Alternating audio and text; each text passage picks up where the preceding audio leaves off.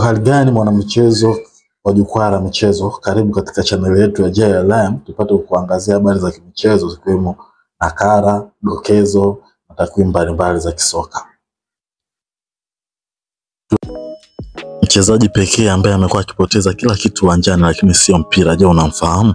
Huyu si mwingine ni kiungo wa zamani wa Spurs na timu ya taifa ya Ubelgiji. Alipoteza mpira 13 katika kipindi cha misimu 6 kwenye EPL. Rais wa La Liga Javier Tebas amesema Man City inatakiwa iadhibiwe kwa kuvunja sheria ya matumizi ya fedha ya financial fair play. Akisema Man City ni mwanachama wa chama ambacho kimejikita kuzuia uvunjifu wa kanuni na wanatakiwa kupokea adhabu wanaostahili. Kama sio, basi mamlaka hiyo ya mashindano itakuwa imepoteza imani kwa wanachama wake.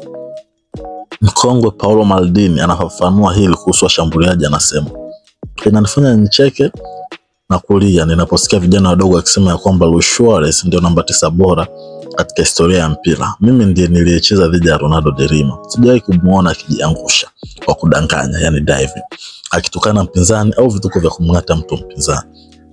Akiwa na maana shughuli yake ilikuwa pevu. Hiyo timu yake inaongoza au imezidiwa ni show kama vijana wa mjini wanavyosema.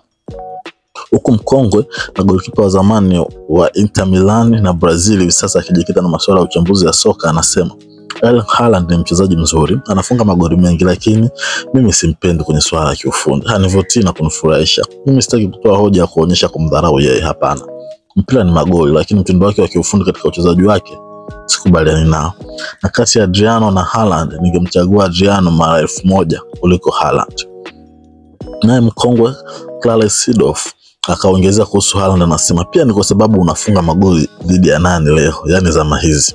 Hoja yangu ni kwamba kufunga magoli zama hizi ni jambo rahisi sana. Mabeki wanazingatia zaidi kuangalia mpira ulipo kuliko wao kutokuwa na mpira, yani kudili na mpinzani. Kufunga magoli zama hizi ni rahisi mno.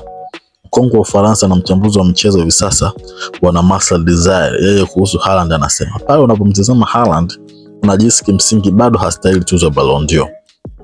Kocha Vincent Kompany akijibu swali la watu wanaosema kazi ya kuifundisha Bayern Munich ni kubwa kuliko yeye, anasema nitakwambia kitu kwa njia haraka ili kuthibitisha hiyo hoja. Nilizaliwa huko Brussels, Ubelgiji. Baba yangu alikuwa mkimbizi kutoka Kongo. Kwa hiyo ipi ni nafasi yangu mimi kuchezea ligi kubwa na pendwa kama Premier League na kushinda chochote kama mchezaji na pia kucheza timu ya taifa? Jibu katika hilo ni 0.000, yani hakuna.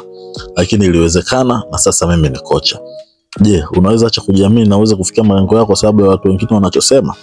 Fikra zangu ni kuzidi kusonga mbele na mwishoni ndio tutajua kama nimefeli au nimefanikiwa mipango yangu.